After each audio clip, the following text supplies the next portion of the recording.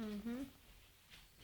Итак, укладывается заключительный, в данном случае шестой слой венецианской штукатурки.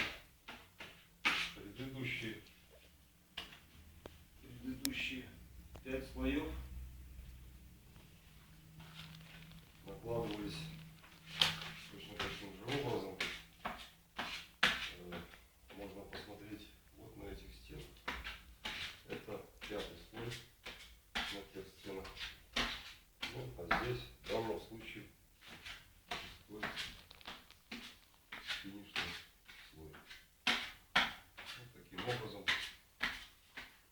в данном случае короткими мазками в произвольном направлении я перейду, делаю, так сказать, наношу эти мазки. После этого пока она высохнет, нанесется и высохнет, венецианская штукатурка должна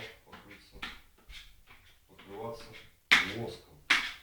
Ну, в данном случае мы будем покрывать лаком, что, в общем-то, тоже неплохо.